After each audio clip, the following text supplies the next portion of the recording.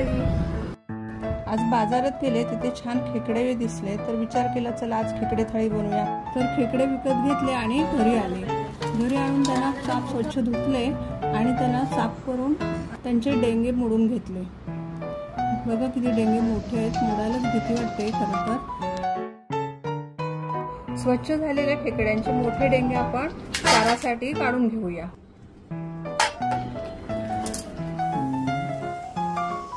खेकड्यांना चांगले आता हाताने साफ करून मोडून घेतले। आता रेसिपीला सुरुवात करूया। खेकड्याचा आतील भाग आता स्वच्छ करून घेऊ आणि काढलेली कपची स्टफ करण्यासाठी साईडला ठेवून देऊया।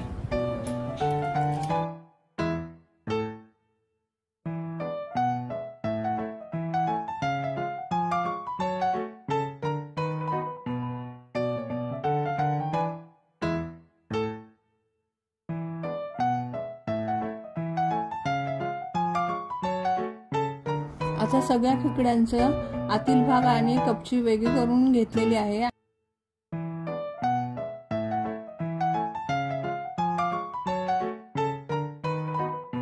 आता गॅसवर आपण एक कांदा, एक छोटी सुक्या खोबऱ्याची वाटी, एक मिरची आणि 2 टोमॅटो गॅसवर असं भाजून घेऊया आणि थोडा वेळ गार करण्यासाठी ठेवून देऊया। ते गार होईपर्यंत आपण छोट्या डेंगांना मिक्सर मध्ये वाटून घेऊ।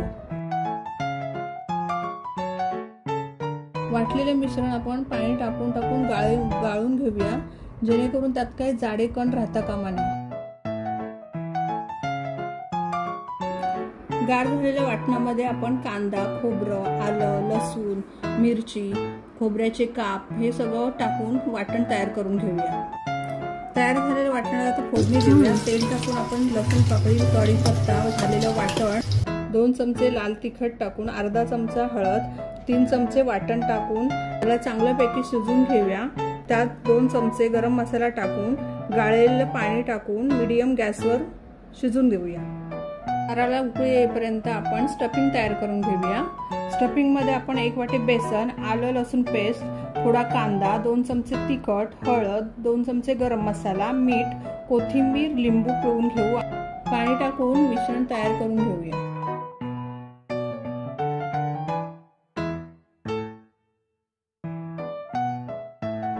मिश्रण तयार झाले। आता आपण कपचीमध्ये भरून घेऊया।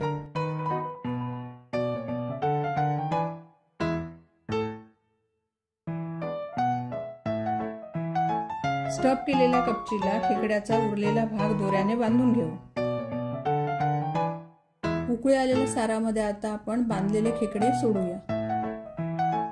हे असे बांधून घेऊ जेणेकरून आतलं मिश्रण बाहेर निघणार नाही।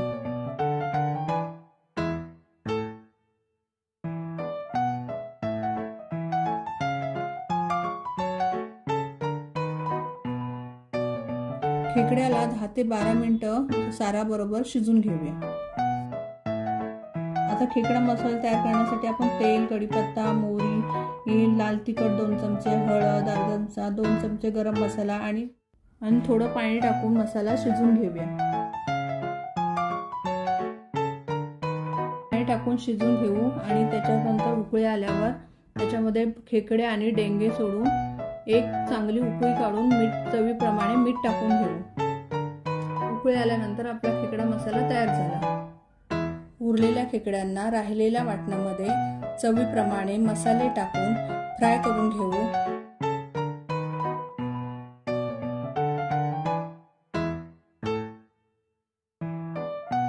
आणि आपली खेकडा थाळी तयार आहे। लाईक, शेअर आणि सबस्क्राईब करू नका। Thank you for watching.